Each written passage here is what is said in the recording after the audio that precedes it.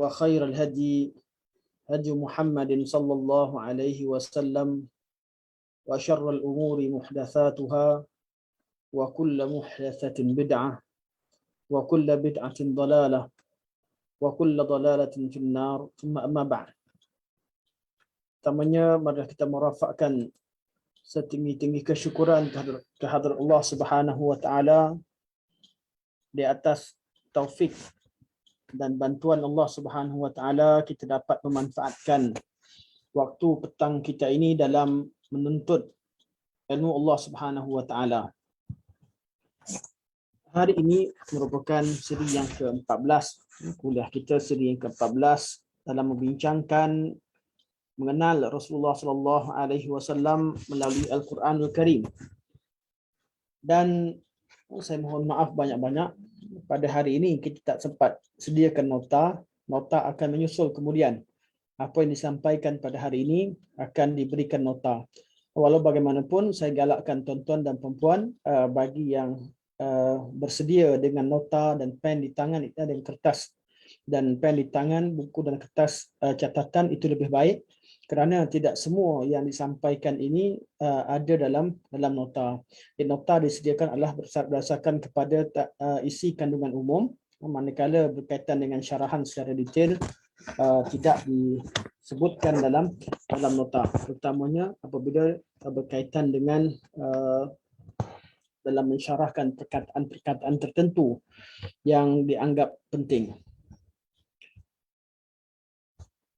Antara cara Allah Subhanahu wa taala menunjukkan keagungan dan kebesaran Rasulullah sallallahu alaihi wasallam dan Al-Quranul Karim, Allah Subhanahu wa taala menerangkan bahawa Allah memberikan mukjizat kepada Nabi sallallahu alaihi wasallam. Jadi dalam bab ini kita akan bincangkan 4 tajuk. 2 tajuk kita bincangkan pada hari ini dan 2 tajuk lagi kita akan bincangkan pada pertemuan akan datang. Antara cara Allah Subhanahu wa taala muliakan Nabi sallallahu alaihi wasallam adalah dengan diberikan mukjizat-mukjizat dan Allah mengkabulkan permintaan-permintaan dan kehendak Nabi sallallahu alaihi wasallam. Apa yang Nabi mahukan, apa yang Nabi terfikir, Allah Subhanahu wa taala makbulkan. Pertama, Nabi sallallahu alaihi wasallam diberikan mukjizat. Al-mu'jizah.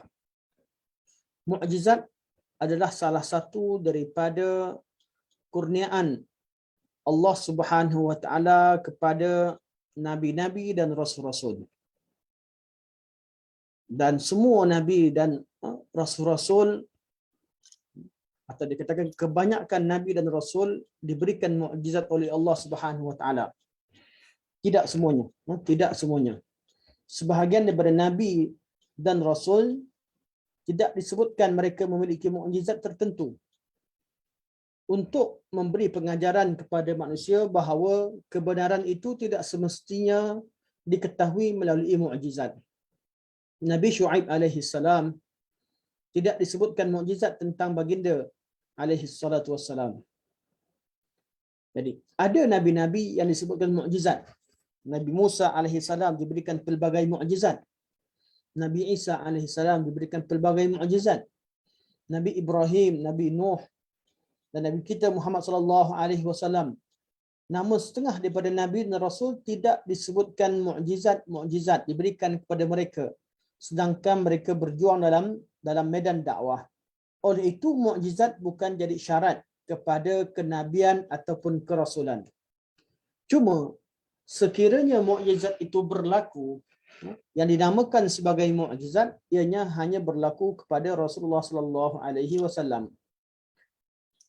Adakah istilah mukjizat ini wujud pada zaman Nabi sallallahu alaihi wasallam?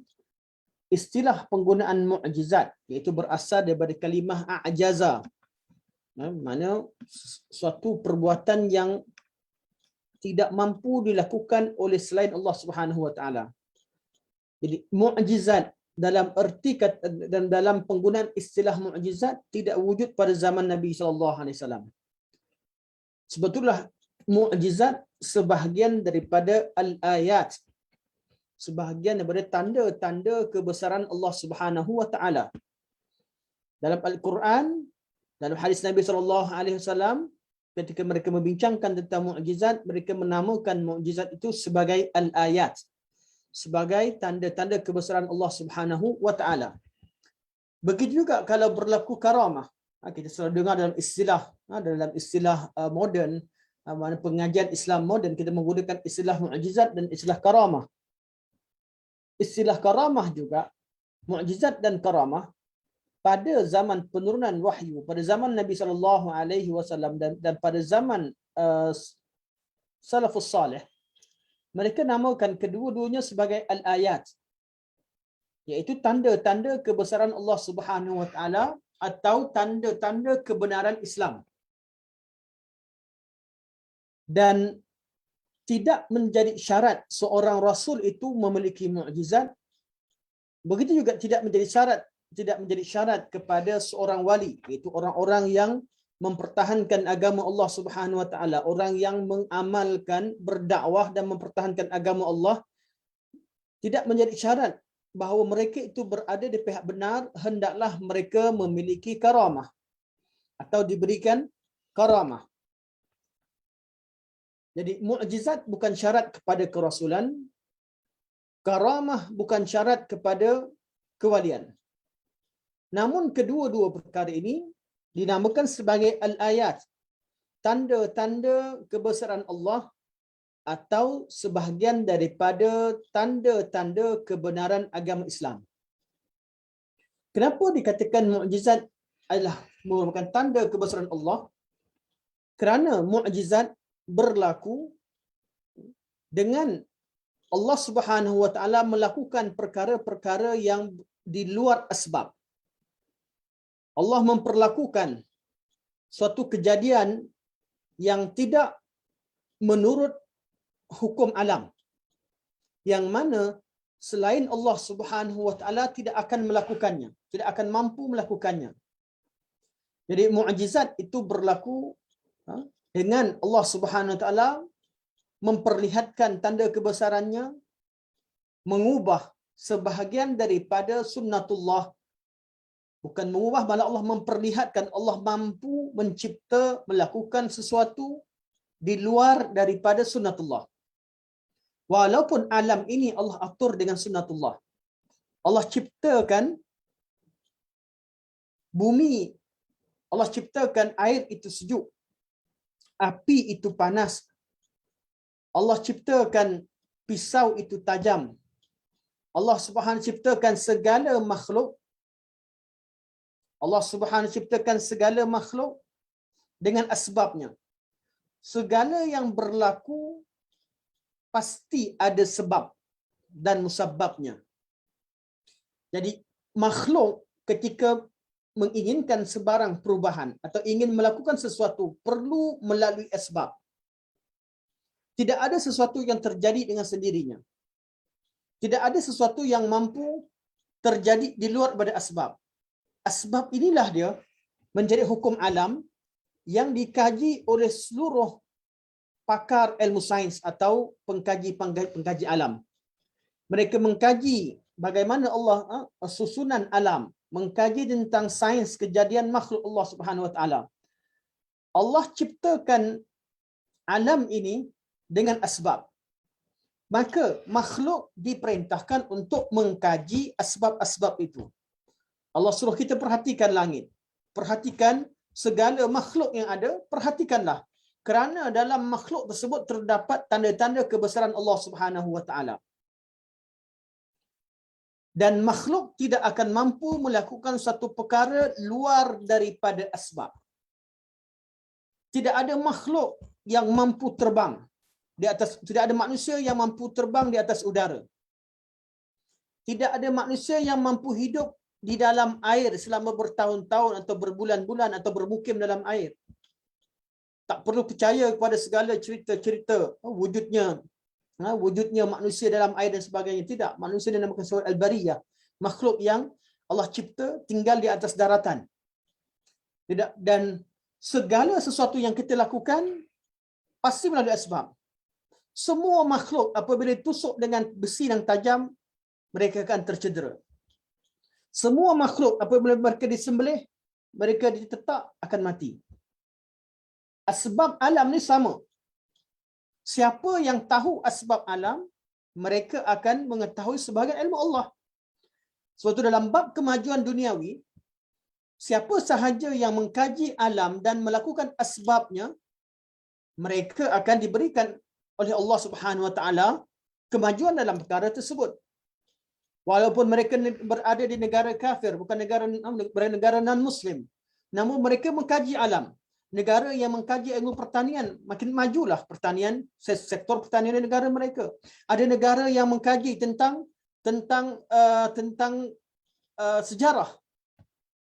Mereka cari sumber-sumber, mereka kaji ilmu arkeologi. Majulah bidang tersebut pada mereka. Orang Islam yang duduk berdoa kepada Allah namun tidak mengkaji, dia dapat pahala bab berdoa, tapi kajian dia tidak kaji, dia tidak jadi ahli dalam bab tersebut. Jadi hukum alam ni Allah ciptakan dengan asbab. Segala sesuatu mesti berlaku dengan asbab.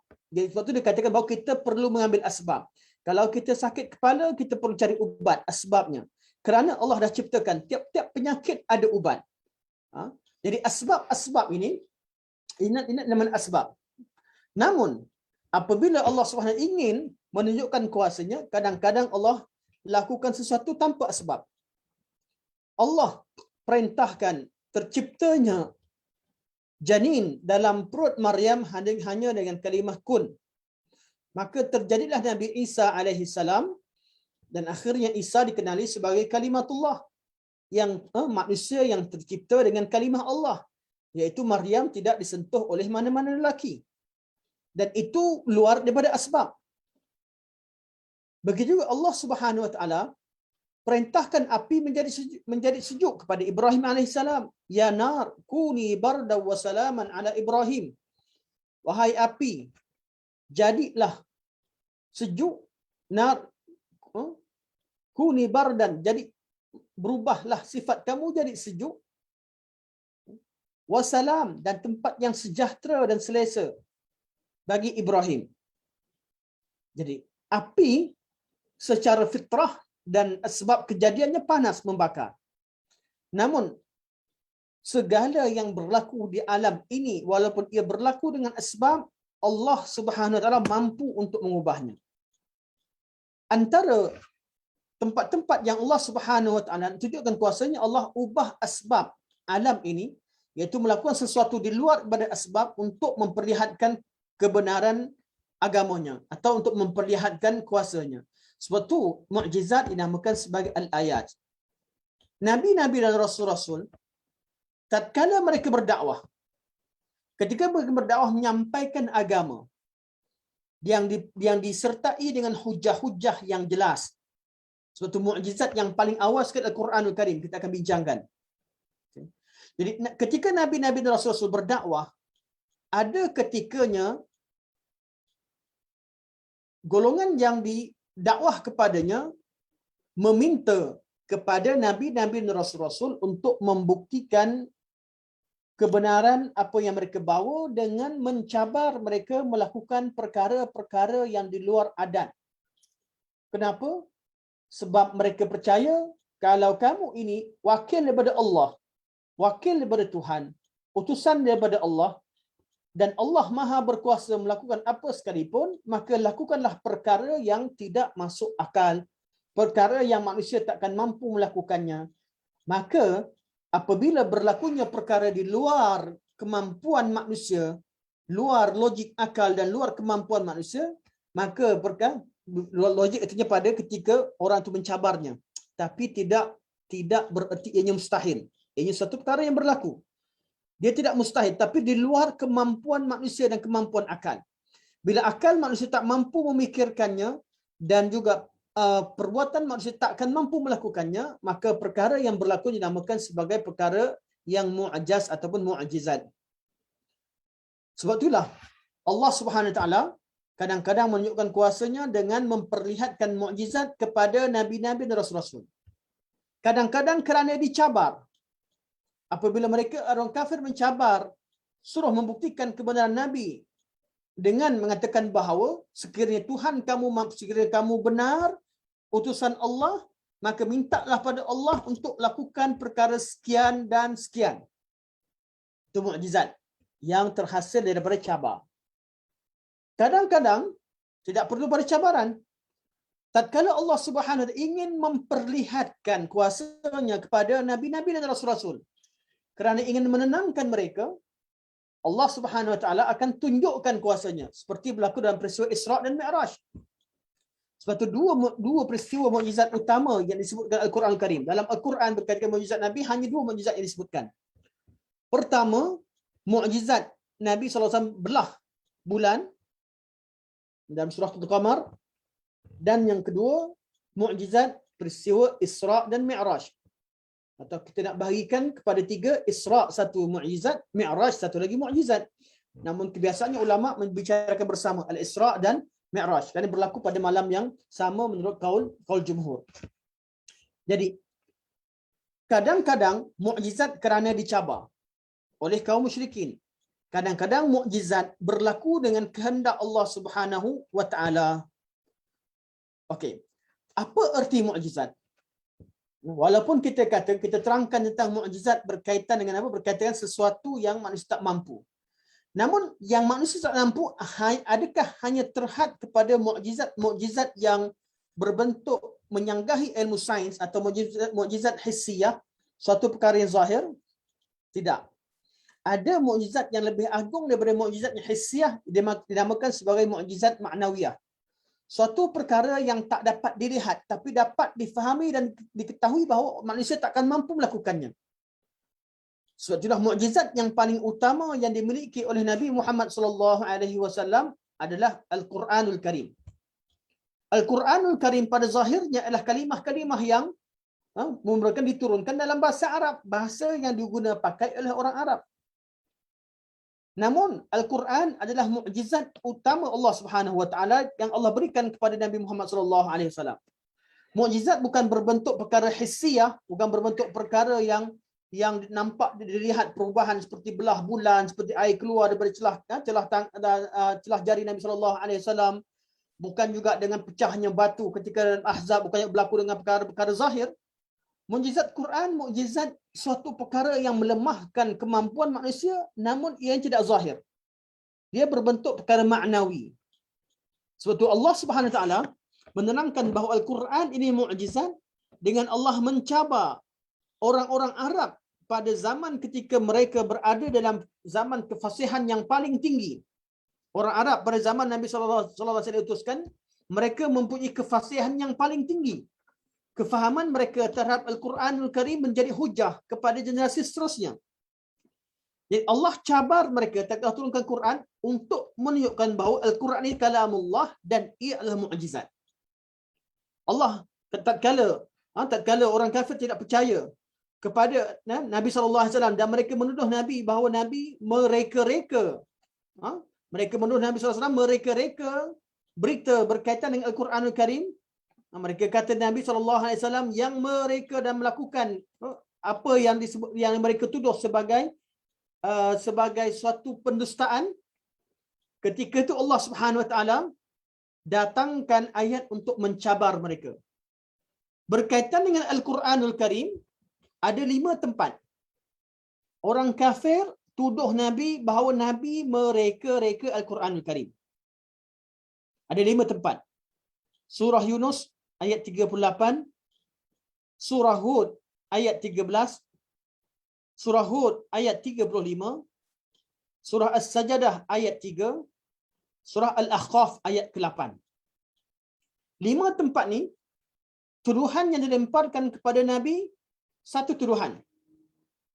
Apa dia? Am yaqulu naftarah. Adakah mereka menuduh kamu adakah mereka menuduh kamu bahawa kamu mereka-rekanya? Qul, katakan kepada mereka, fa'tu bi suratin mithli. Katakan kepada mereka, cuba kamu buat satu surah yang seumpama dengannya. Wad'u man istata'tum min dunillahi in kuntum shadiqin. Dan minta tolonglah siapa sahaja yang kamu mampu minta tolong selain Allah Subhanahu Wa Taala kalau kalian benar. Datangkan satu surah. Dalam surah Hud, mereka kata am yaquluna iftarah. Tuduhan yang sama. Adakah mereka mengatakan pada kamu bahawa kamu mendustakan atau kamu mereka-reka ayat Quran? Allah kata fa'tu bi asyri suwarin mithlih. Cuba datangkan 10 surah seumpamanya. Muftarayat. Wad'u man istata'tum min dunillahi in kuntum shadiqin. Sama makna dengan ayat tadi. Dan mereka juga pernah tuduh seperti mana Allah ceritakan surah Hud. Mereka berkata iftarahu. Am yaquluna iftarah. Itu iftarah. Muhammad telah mereka ayat Al-Quran ini. Allah jawab, kata kul, katakan pada mereka, wahai Muhammad, in iftaraituhu fa alayya ijrami wa ana bari'um mimma tujrimun. Kalau aku reka betul, kalau kamu tuduh, biarlah. Kalau aku reka, ini dosa aku dengan Allah Subhanahu Wa Taala, tapi aku berlepas daripada dosa-dosa dan kezaliman yang kamu lakukan ataupun ke pengingkaran yang kalian lakukan terhadap Allah Subhanahu Wa Taala. Pada ayat surah Sajadah, Allah kata am yaquluna iftarah bal huwal haqqu min rabbik litunzira qauman ma atahum min nadhirin min qablika la'allahum yahtadun. Mereka tuduh, wahai Muhammad, kamu reka ayat Quran. Allah kata bal huwal haq, bahkan Quran ini adalah al-haq. Al-haqqu min rabbik, kebenarannya dari Tuhanmu. Mereka tuduh lagi dalam ayat Al-Ahqaf, am yaquluna iftarah, adakah mereka mengatakan pada kamu mendustakan atau kamu menipu mereka ayat Quran? Kul, katakan pada mereka in iftaraituhu fala tamlikuna li minallahi syai'a wa a'lamu bima tufidu. Pada kamu, aku tidak akan terlepas daripada balasan Allah Subhanahu Wa Taala. Allah lebih mengetahui tentang apa yang kalian perkatakan tentang Al-Quranul Karim. Kafa bihi syahida baini wa bainakum. Cukuplah Allah jadi saksi antara aku dan kamu. Jadi dalam ayat Quran, mereka tuduh Nabi dengan 5 tuduhan. Dengan kataan am yaquluna iftarah, dan kita ada 5 jawapan berkaitan dengan Al-Quranul Karim. Tuduhan bahawa Nabi SAW mereka-reka ayat Al-Quranul Karim. Sebab itu kalau dalam semua ini boleh disimpulkan tentang ayat Quran, Allah cabar orang Quraisy dengan beberapa peringkat. Peringkat pertama, Allah cabar mereka supaya datangkan ayat Quran, datangkan satu kitab yang lain seumpama Al-Quranul Karim. Allah kata kul la in ijtama'atil insu wal jin ala an ya'tu bimithli hadzal Quran la ya'tuna bimithlihi walau kana ba'duhum li ba'din zahira. Katakan wahai Muhammad, sekiranya jin dan manusia secara keseluruhannya, itu yang ingin menyertai projek, mereka semua bersatu untuk mencipta satu kitab seumpama Al-Quranul Karim, Allah kata la ya'tuna bimithlihi, takkan mereka mampu bawa kitab seumpama dengannya. Walaupun mereka saling berganding bahu membantu dalam melakukan perkara tersebut. Ini cabaran Allah. Setelah mereka tak mampu datangkan Al-Quranul Karim secara keseluruhan, maka Allah Subhanahu Wa Taala cabar mereka dengan sesuatu yang lebih ringan, dengan ayat yang kita baca tadi. Allah cabar mereka datangkan 10 surah. Datangkan 10 surah. Am yaquluna iftaraqul fa'tu bi'ashri suwarin mithlih. Qul fa'tu bi'ashri suwarin mithlihi muftarayat. Mereka kata kamu dusta, katakan cuba kalau betul yang aku bawakan ni satu Quran ni salah, cukup kamu bawakan 10 ayat. 10 surah. Cukup kamu datangkan 10 surah yang kamu reka sama dengan apa yang aku bawakan pada kamu. Setelah mereka tak mampu, Allah cabar mereka, datangkan satu surah seumpama dengannya. Qul fa'tu bi suratim mithlih. Datangkan satu surah seumpama dengannya. Jadi cabar Allah pernah cabar satu Quran, Allah pernah cabar datangkan 10 surah, dan Allah pernah cabar datang satu surah. Dan satu surah inilah dia cabaran yang paling sedikit yang Allah cabar mereka. Artinya kalau nak tahu sesuatu itu Al-Quran ataupun bukan, mampu tidak, perlu cek satu surah. Dan surah yang paling pendek adalah suratul Kautsar. Inna a'tayna suratul Kautsar, inna a'tayna Kautsar, yang mengandungi 10 perkataan. Jadi kalau ada orang mampu datangkan kata-kata seumpama Al-Quran dengan 10 patah perkataan, dengan seumpama Al-Quran, artinya kalau ada, memang takkan ada, bukan kalau ada, memang takkan wujud manusia yang mampu susun perkataan dengan kefasihan seperti Al-Quranul Karim, takkan mampu susun 10 perkataan Arab dengan seumpama Al-Quran Karim. Sebab Al-Quranul Karim bukan jadi mukjizat bukan pada patah perkataannya, tapi pada susunan dan penggunaan bahasa. Jadi dari segi ilmu balaghah dilihat bahawa Al-Quran itu Allah cabar dengan kemampuan manusia takkan mampu menyebutkan 10 patah kata atau satu surah seumpama Al-Quran Karim dengan susunan yang baik seumpama ayat-ayat Allah Subhanahu wa taala. Sebab tu mukjizat yang pertama yang paling agung adalah mukjizat Al-Quranul Karim.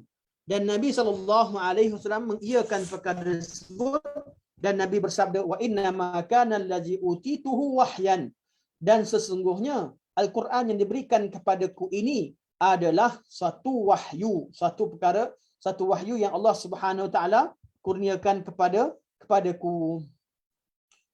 Jadi Al-Quran cukup atau tidak Al-Quran ini sebagai bukti kebenaran? Cukup. Quranlah asas kepada bukti kepada segala kebenaran. Dan kebenaran Al-Quran itu kekal sampai bila-bila. Daripada zaman Nabi SAW sampai ke zaman kita, sampai ke akhir zaman, mukjizat Al-Quran akan terserlah. Cabaran Allah yang pertama untuk datangkan Al-Quran seumpamanya, datangkan 10 ayat sepertinya, datangkan satu ayat itu sampai hari kiamat Allah cabar. Mana-mana orang Arab yang mampu lakukannya, mana-mana orang asing yang mampu bekerjasama dengan orang Arab, takkan terjadi dan tak pernah berlaku. Semua orang yang cuba meniru Al-Quran akan terlihat kecacatannya dan mereka akan malu dengan usaha mereka sendiri. Jadi Al-Quran adalah mukjizat utama, dan mukjizat inilah yang dinamakan mukjizat ma'nawiyah.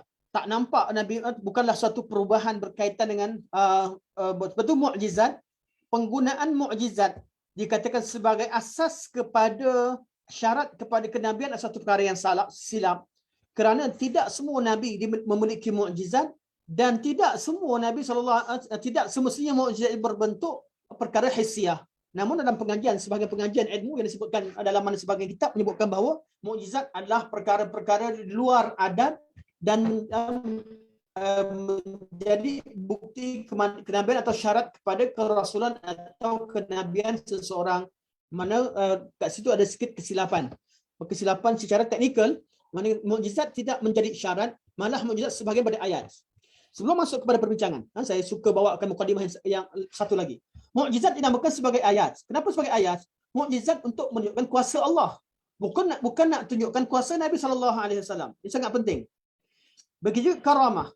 Karamah nak tunjukkan kuasa Allah. Bukan nak tunjukkan kuasa wali-wali ada kuasa. Ini satu pemikiran yang kadang-kadang jadi satu perkara yang sangat-sangat keliru dalam masyarakat. Bab karamah, bab mukjizat, bab yang tinggi. Kita kecilkan skop pada bab karamah.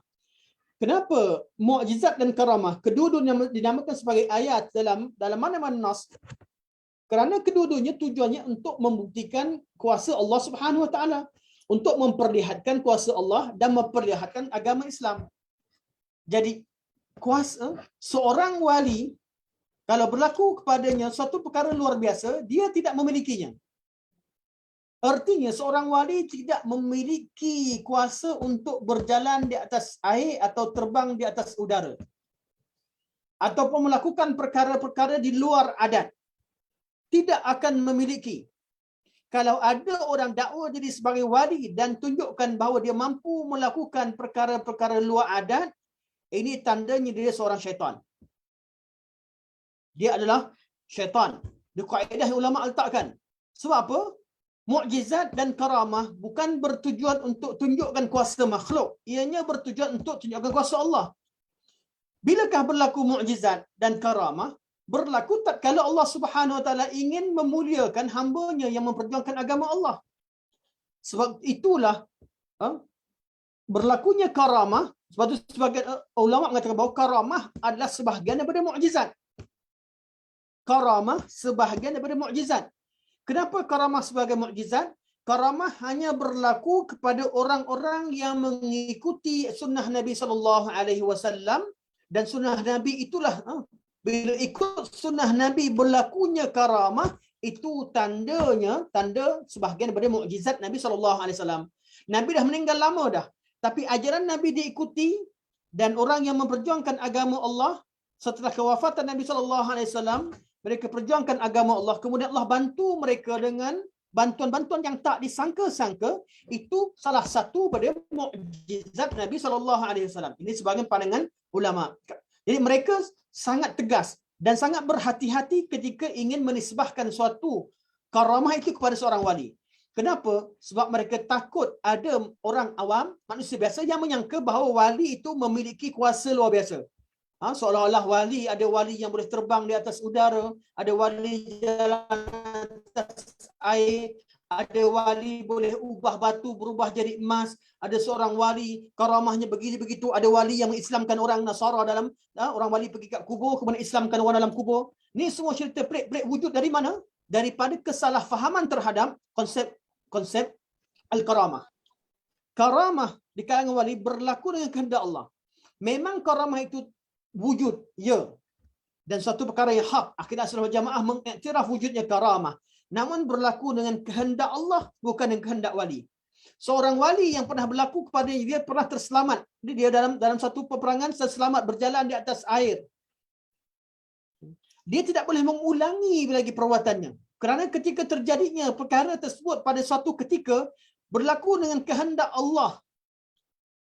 Berlaku dengan kehendak Allah, bukan dengan kehendak dirinya. Dan dia tidak boleh langgar hukum alam dengan jalan atas air selamat. Tidak.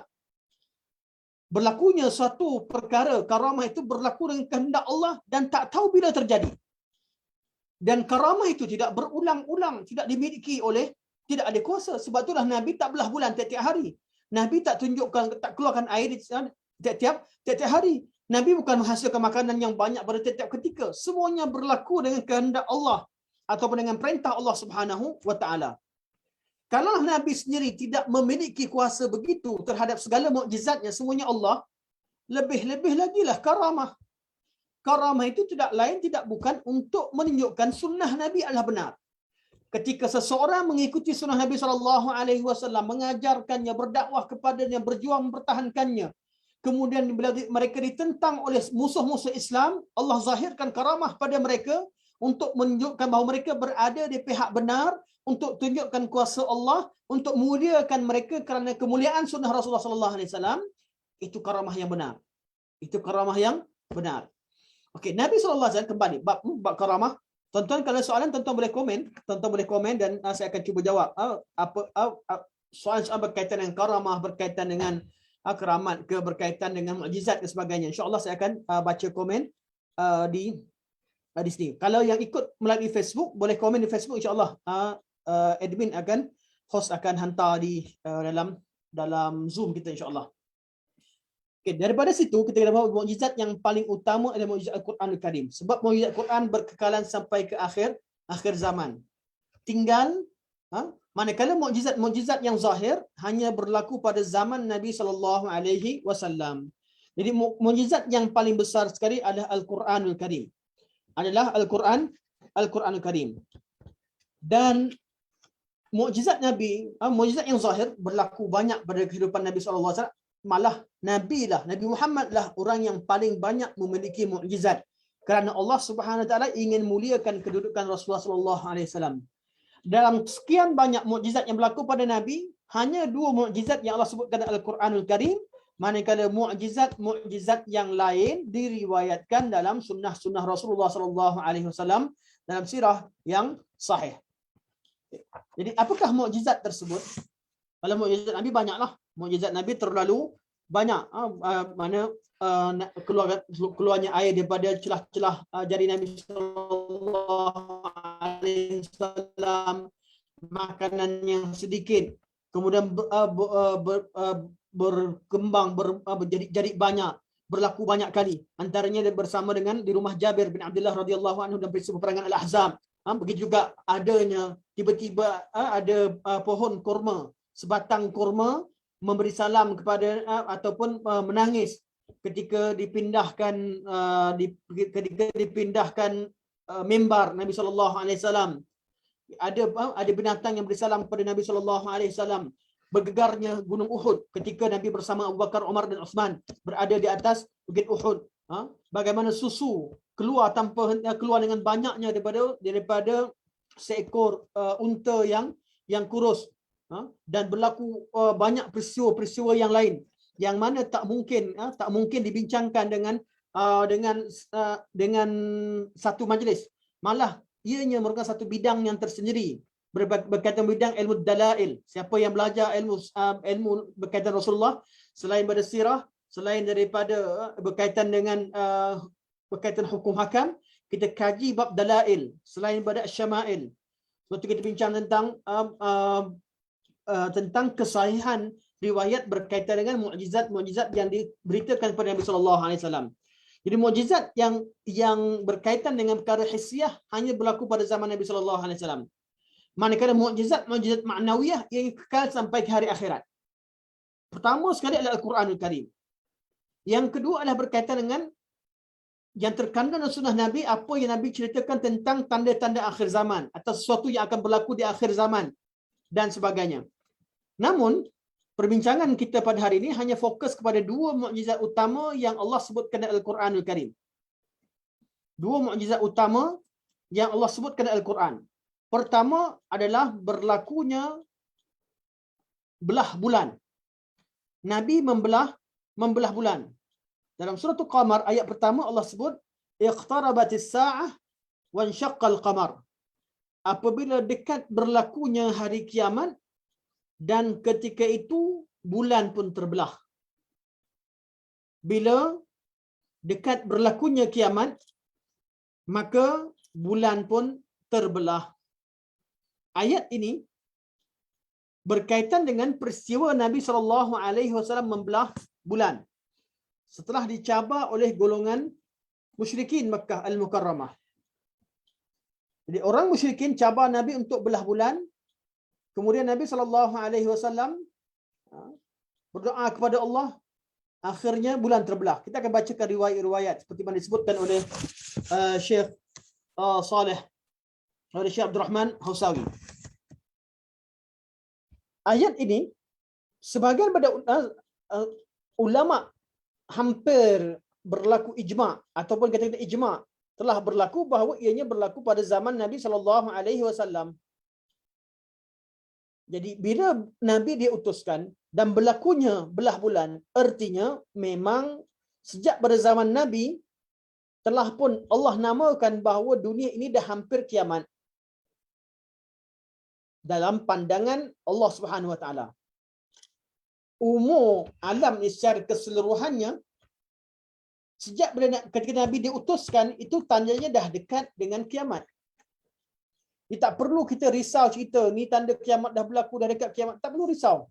Yang perlu risaukan bilakah kita meninggal. Itu lebih penting.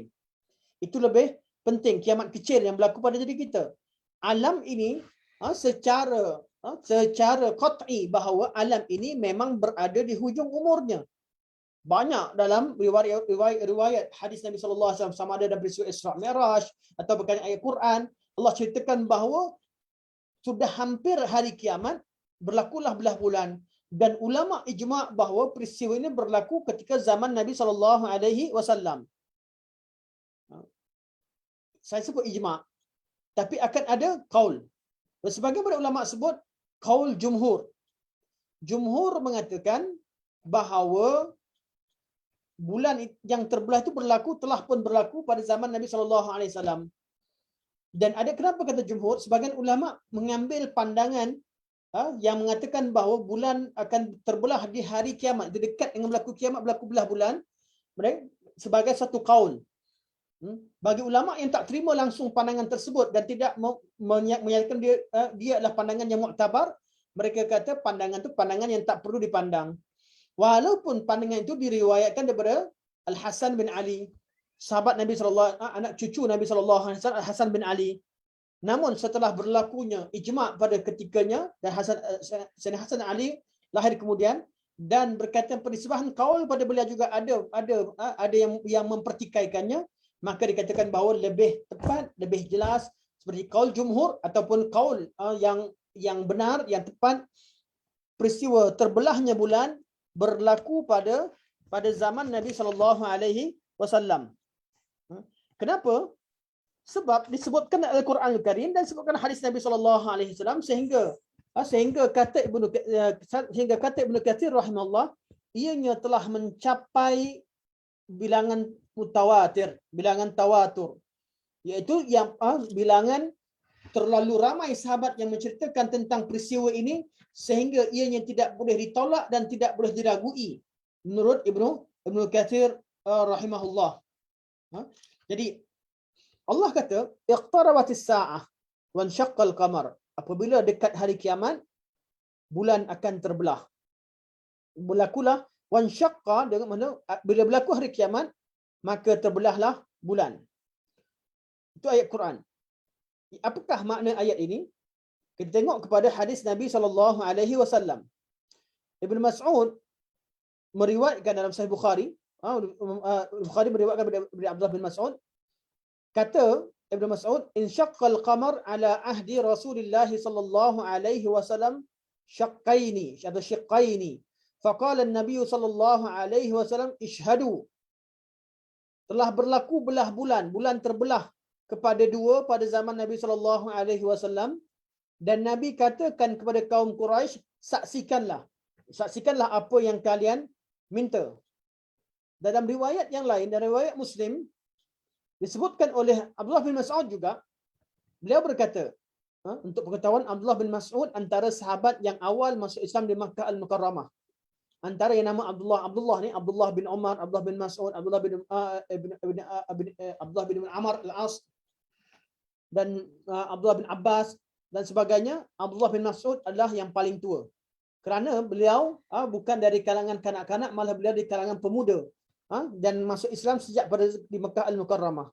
Ibnu Mas'ud berkata, bainama nahnu ma'a Rasulillah sallallahu alaihi wasallam di Mina. Tatkala kami bersama dengan Nabi sallallahu alaihi wasallam di Mina, idzan falaqal qamar falqataini fakanat falqatan wara'al jabal wa falqatan dunah. Ketika kami duduk dengan Nabi, kami bersama dengan Nabi sallallahu alaihi wasallam di Mina, tiba-tiba terbelahlah bulan. Bukan tiba-tiba, maknanya berlakunya bulan itu terbelah dua. Satu dilihat dari arah belakang gunung dan satu lagi berada di sebaliknya. Kemudian Nabi SAW bersabda, ishhadu, saksikanlah. Dalam Sahih Bukhari, Anas bin Malik meriwayatkan, anna ahla Makkah sa'alu Rasulullah sallallahu alaihi wasallam ay yuriyahum ayatan fa arahumul qamar shiqqataini hatta ra'au harra'a bainahuma. Bahawa ahli Makkah meminta dan mencabar Nabi SAW untuk memperlihatkan tanda-tandanya, iaitu mereka meminta supaya Nabi belah bulan. Di kafir Quraisy minta satu perkara yang sangat mustahil. Mereka minta satu objek yang sangat jauh untuk Nabi belah. Satu perkara paling mustahil. Kemudian berlakulah Allah perlihatkan, maka diperlihatkan pada mereka bulan terbelah dua. Ada yang sekali riwayat bahawa Nabi angkat tangan bahawa bulan terbelah dua, sehinggalah perkara itu menjadi tanda kebesaran Allah di hadapan mereka. Dan hadis berkaitan perkara ini terlalu banyak disebutkan dalam banyak riwayat. Cukup saya bacakan dua daripadanya. Dan Syekh di sini sekalipun, Syekh Abdul Rahman Hasawi hanya sebutkan dua hadis yang utama ini. Berkaitan dengan bahawa peristiwa ini berlaku kerana kafir Quraisy mencabar Nabi SAW. Dan peristiwa ini tersebut dalam Suratul Qamar. Suratul Qamar ayat ayat pertama. Dan inilah dia kaul bahawa kaul yang mengatakan bahawa ia berlaku pada zaman Nabi, kaul yang paling rajih. Kaul yang paling tepat. Kenapa? Tengok pada ayat kedua. Tengok surah Al-Qamar, ayat pertama Allah kata iqtarabatis sa'atu wa insyaqqal qamar. Bila berlaku hari kiamat, maka bulan akan terbelah. Dan Allah sambung pada ayat kedua. Allah kata wa iyyarau ayatan yu'ridu wa yaqulu sihrun mustamir. Dan kalau mereka lihat tanda kebesaran Allah Subhanahu wa taala, mereka tetap berpaling dan mereka mengatakan ini adalah sihir yang berterusan. Ini adalah sihir. Dan ini adalah siri-siri, salah satu siri-siri sihir. Jadi buktinya apa? Mukjizat yang berlaku, mana kebenaran yang berlaku kerana spontan, kerana berlakunya secara paksa kepada manusia ni, tidak semestinya memberi kesan pada hati seseorang. Berbeza daripada kebenaran yang terbukti melalui pemahaman. Jadi Al-Quranul Karim, kalau orang kaji Quran, difaham isi kandungan Quran dan ditahu kebenaran Al-Quranul Karim, kemudian dia masuk Islam, insya-Allah imannya kukuh. Sebab apa? Sebab ia berkaitan kefahaman. Manakala orang-orang yang suka cabar, kalau kamu ni betul, cuba kamu buat begini begitu. Kalau kamu seorang wali, ubahkan batu dia jadi emas. Macam mana saya tengok cerita wali di versi Indonesia. Mana wali tu pun ubah batu berubah jadi emas, berebutlah orang nak ambil emas. Wali juga kalau kau inginkan semua bukit ini aku akan jadi seperti emas. Ini cita-cita dusta. Namun kalau betul sekalipun ada orang berubah kerana faktor-faktor zahir, perubahan mereka tidak lama atau mereka tak berubah langsung. Seperti berlaku kepada kaum Quraisy. Mereka cabar Nabi SAW dengan pelbagai bentuk cabaran, cabar Nabi macam-macam perkara. Nabi datangkan seperti mana mereka kehendaki, mereka tetap tidak beriman dengan Allah. Sebab itu agama Islam disampaikan dengan bentuk mesej yang benar, bukan melalui perkara-perkara ajaib. Ada orang Islam ketika berdakwah, dicubalah cari daun mana yang ada huruf alif lam lam ha. Kononnya inilah tanda kebesaran Allah. Cuba dilihat, dicari, tengok ke awan-awan, cari mana awan bergerak bunyi, tengok sedikit bentuk macam Allah saja. Inilah dia tanda kebesaran Allah. Subhanallah. Kita tidak menafikan kadang-kadang berlaku Allah tunjukkan kuasanya, tapi itu bukan jalan utama untuk berdakwah. Dakwah agama Islam, agama ini tersebar bukan kerana mukjizat. Terbukti bahawa sahabat-sahabat yang masuk Islam daripada awal hingga akhirnya bukan kerana mukjizat. Sangat sedikit yang masuk kerana mukjizat. Sahabat-sahabat Rasulullah yang imannya mereka kuat, mereka masuk Islam kerana mengetahui kebenaran yang ada pada Islam. Sebab itulah mukjizat lebih kepada Allah nak tunjukkan kuasa Allah Subhanahu wa taala. Allah nak tunjukkan kuasa dan kebesarannya sebagai pengajaran kepada seluruh manusia termasuk orang-orang beriman. Bila kita lihat satu perkara yang luar adat berlaku, kita akan mengagungkan dan membesarkan Allah Subhanahu wa taala. Jadi kalau kita bila lihat satu perkara mukjizat kita agungkan Allah, maka tercapailah maksud. Tapi kalau berlaku perkara luar biasa, seseorang itu mengagungkan manusia sehingga kubur-kubur wali dibesarkan, diagungkan, sehingga dikatakan bahawa wali fulan-fulan memiliki keramat fulan dan fulan dan fulan dan fulan, dikisahkan ada ini dan itu, kemudian dibesarkan manusia bukan Allah Subhanahu wa taala. Itu bukan tujuan mukjizat. Malah kebanyakan mukjizat yang disebabkan kepada wali-wali adalah tidak sabit. Tidak sabit. Wujud mukjizat itu berlaku, namun perlu pada pensabitannya melalui riwayat yang jelas. Melalui riwayat yang jelas, dan ianya sesuatu yang dapat dipastikan, perlu dipastikan kebenarannya. Okey. Jadi kita lihat kepada mukjizat pertama, kata Ibnu Katsir, berkaitan dengan berlakunya belah bulan di zaman Nabi sallallahu alaihi wasallam ada suatu perkara yang mutawatir dalam hadis-hadis Rasulullah sallallahu alaihi wasallam. Sebab itu sebahagian pada ulama mengatakan ianya adalah ijma'. Manakala sebahagian yang lain mengatakan bahawa adanya khilaf, iaitu diriwayatkan tidak dengan sanad yang jelas, bahawa Sayyidina Hasan mengatakan bahawa ayat ini iqtarabatis sa'ah ialah berkaitan dengan tanda-tanda hari kiamat yang akan berlaku pada hari kiamat. Namun rajihnya pandangan jumhur bahawa bulan terbelah itu telah berlaku pada zaman Nabi sallallahu alaihi wasallam. Okey, soalan seterusnya. bulan terbelah ni berlaku real, secara real, ataupun hanya pada pandangan orang jahiliah, pandangan orang kafir atau pandangan manusia, memang betul objek bulan terbelah jadi dua betul-betul, ataupun hanya mata manusia yang terlihat begitu. Kalau tuan-tuan boleh komen, minta komen sikit, saya minta, saya sekadar nak tahu apa yang tuan-tuan faham daripada tajuk ini, daripada peristiwa ini. Saya belum terangkan, tapi saya nak minta apa yang tuan-tuan dah faham. Bulan, bila kata belah bulan, ianya berlaku dalam pandangan mata kafir Quraisy atau pandangan mata manusia, berada di bawah, termasuk orang Islam, manusia, dalam pandangan kita, ataupun memang betul-betul bulan itu terbelah. Okey, Puan Zaidah komen, okey, terbelah betul-betul. Ya, ini namanya mukjizat. Terima kasih atas komen. Terbelah betul-betul. Memang bulan itu terbelah jadi dua. Sebab itulah kajian sains sekarang mereka cuba membuktikan, mereka cuba nak tengok lines yang ada di belahan yang berada di bulan sebagainya. Itu satu kajian yang berasas kerana ia berkaitan dengan kajian alam dan membuktikan kebenaran Nabi SAW. Memang bulan terbelah betul-betul dan bercantum semula betul-betul secara hakikat. Bukan sihir. Apa arti sihir? Orang kafir setelah mereka nampak, mereka tersihir. Apa sihir? Mana mata mereka yang ditipu. Mereka kata, bulan mana terbelah. Yang sekarang ni kami ditipu oleh sihir kamu. Itu dakwaan orang kaum musyrikin. Sebab tu berdakwah, kita berdakwah bukanlah dakwah Islam tidak bergantung kepada mukjizat, tidak bergantung kepada karamah, tidak bergantung dengan objek-objek peristiwa-peristiwa ajaib. Dakwah Islam bergantung kepada kebenaran dan mesej yang jelas yang terkandung dalam Al-Quran dan sunnah Rasulullah SAW. Okay, ini peristiwa pertama. Peristiwa berlakunya belah bulan. Peristiwa kedua yang Quran sebut adalah peristiwa Isra' Mi'raj. Apa beza peristiwa? Kenapa dipilih dua peristiwa ini? Bila azan nantinya lagi 10 minit insya-Allah atau lagi 8 minit. Okey. Peristiwa kedua peristiwa Isra' dan Mi'raj. Peristiwa Isra' dan Mi'raj merupakan mukjizat Nabi SAW yang zahir dan antara mukjizat yang paling agung, yang paling utama selepas Al-Quranul Karim. Di kategori Al-Quran adalah kategori maknawi. Mukjizat yang paling agung yang dimiliki oleh Nabi SAW sampai hari akhirat terlihat kesannya, sampai akhir dunia.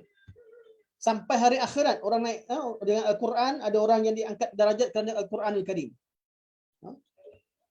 Isra' Mi'raj antara mukjizat yang paling agung, malah sebagian ulama kata mukjizat zahir yang paling agung yang berlaku pada Nabi SAW.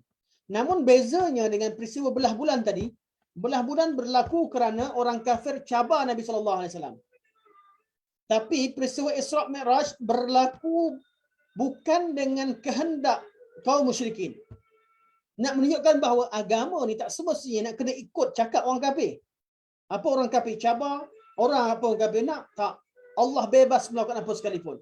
Allah boleh tunaikan permintaan orang kafir yang tidak logik tadi.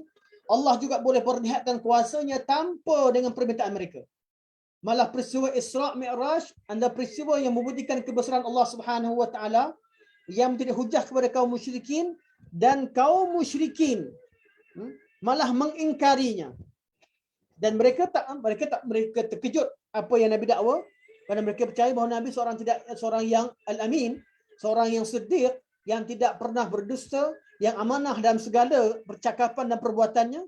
Tatkala mereka dengar Nabi sampaikan satu perkara yang ajaib, oleh kerana tiada iman pada diri mereka dan mereka tidak percaya kepada bahawa Nabi ini adalah utusan Allah, maka mereka tidak akan beriman dengan perkara tersebut. Berbeza dengan Abu Bakar dan sahabat-sahabat yang lain.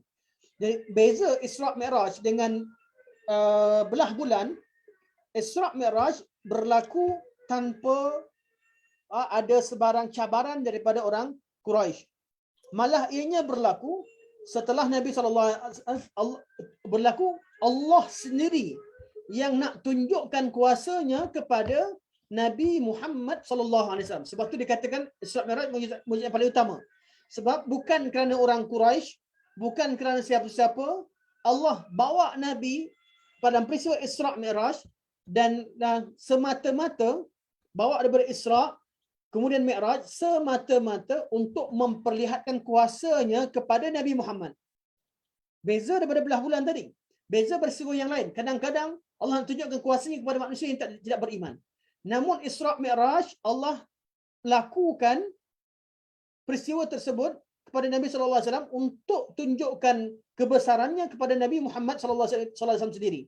Betul Allah kata subhanalladzi asra bi 'abdihi lailan minal masjidil haram ila al masjidil aqsa alladzi barakna hawlahu linuriyahu min ayatina innahu huwas samiul alim. Maha suci Allah Subhanahu wa taala yang telah memperjalankan hamba-Nya pada waktu malam daripada Masjidil Haram ke Masjidil Aqsa, yang mana kami limpahkan keberkatan pada sekelilingnya untuk kami tunjukkan, untuk kami perlihatkan kepadanya tanda-tanda kebesaran kami. Sesungguhnya Allah Maha mendengar lagi Maha melihat. Jadi Allah Subhanahu wa taala adakan ataupun berikan mukjizat Isra kepada Nabi sallallahu alaihi wasallam untuk memperlihatkan kuasa Allah Subhanahu wa taala. Untuk peristiwa Mi'raj Allah sebut laqad ra'a min ayati rabbihil kubra. Sesungguhnya dia telah melihat antara tanda-tanda kebesaran Allah Subhanahu wa taala yang paling agung. Jadi dalam Isra Mi'raj Allah yang ingin muliakan Nabi sallallahu alaihi wasallam. Dan bukti Al-Quran atau dalil Al-Quran berkaitan dengan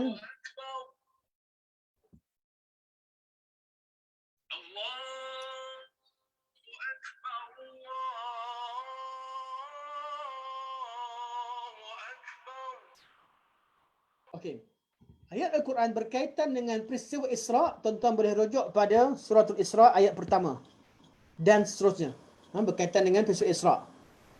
Manakala berkaitan peristiwa Mi'raj, tuan-tuan boleh rujuk pada surah An-Najm ayat 13 sampai ayat 18. Quran sebut secara ringkas detailnya tersebut dalam surah Nabi sallallahu alaihi wasallam. Insya-Allah pada pertemuan akan datang saya akan sambung semula berkaitan Isra Mi'raj. Yang sangat menarik. Saya ada mesej yang saya ingin sampaikan berkaitan Isra Mi'raj berkaitan dengan beberapa perkara penting berkaitan dengan mukjizat, konsep-konsep mukjizat yang terkandung dalam peristiwa Isra dan Mi'raj. Okey, insya-Allah saya buka pada soalan sebentar. Insya-Allah. Kalau ada soalan secara ringkas. Ada soalan saya akan jawab secara ringkas. Kalau ada soalan sebelum kita tutup.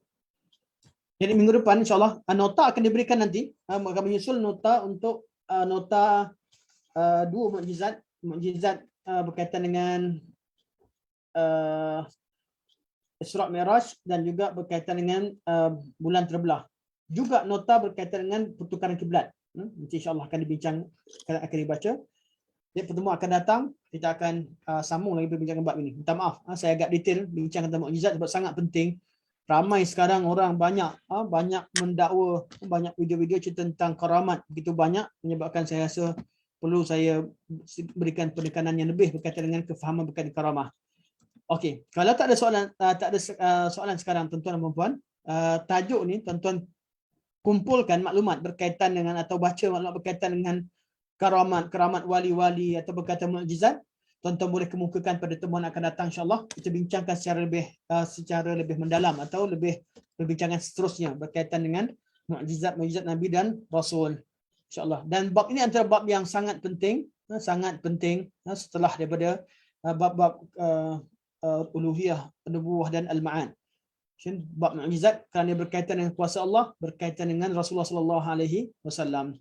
Insya-Allah sampai sini saja.